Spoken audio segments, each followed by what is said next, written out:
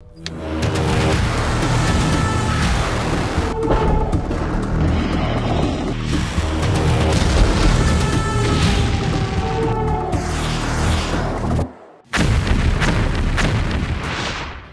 की ओर से बीते कुछ दिनों से रूस और उसके साथ व्यापारिक साझेदारी रखने वाली देशों को लगातार टैरिफ की धमकियां दी जा रही हैं। पहले डोनाल्ड ट्रंप ने रूस पर यूक्रेन के साथ जारी युद्ध के 50 दिन में रोकने या भारी टैरिफ का सामना करने की जो धमकी दी वो दिया गया।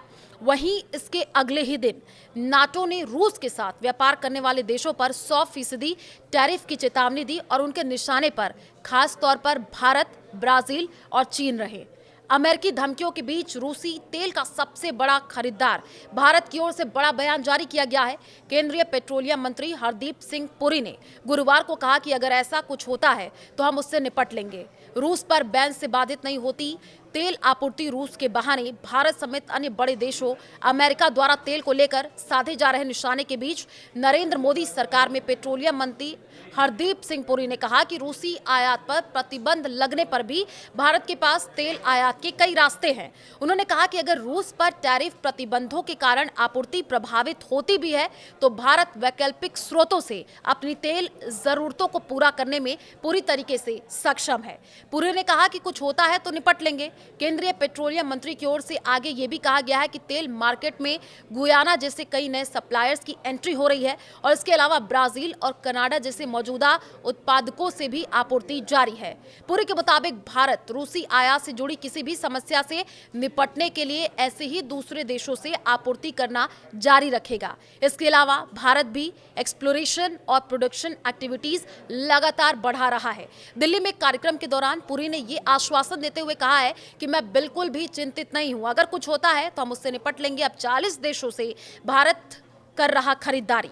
रॉयटर्स की रिपोर्ट के मुताबिक हरदीप सिंह पुरी ने कहा है कि भारत ने अपनी जरूरत के तेल की आपूर्ति के लिए स्रोतों में विविधता लाने का काम किया है और इसका असर ये है कि पहले हम जहां 27 देशों से खरीदारी करते थे वहीं अब लगभग 40 देशों से खरीदारी कर रहे हैं। आंकड़ों पर अगर नजर डालें तो इस समय रूस भारत का शीर्ष तेल आपूर्तिकर्ता बना हुआ है और भारत की कुल आपूर्ति का लगभग 35% हिस्सा वहीं से आता है। इसके बाद इराक, सऊदी अरब और संयुक्त अरब अमीरात का नंबर आता है। ट्रंप और नाटो ने ये धमकी दी है। गौरतलब है कि इस सप्ताह के पहले दिन सोमवार को अमेरिकी राष्ट्रपति डोनाल्ड ट्रंप ने रूस को बड़ी धमकी दी थी।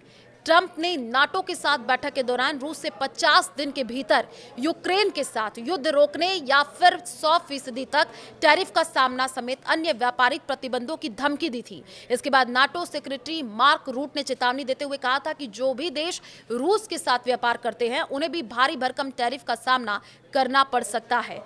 मार्क रूट ने खास तौर पर भारत, चीन और ब्राजील पर निशाना साधते हुए साफ शब्दों में कहा था कि मॉस्को में बैठा व्यक्ति अगर यूक्रेन ये जारी जंग रोकने की सलाह को गंभीरता से नहीं लेता तो उस पर आर्थिक प्रतिबंध और टैरिफ लगाए ही जाएंगे। और अगर आप बीजिंग या दिल्ली में रहते हैं और या फिर चाहे ब्राजील के राष्ट्रपति हो तो आपको इस पर विशेष रूप से ध्यान देना जरूरी है, क्योंकि अगर ऐसा होता है तो सबसे ज्यादा आप इससे प्रभावित हो सकते हैं।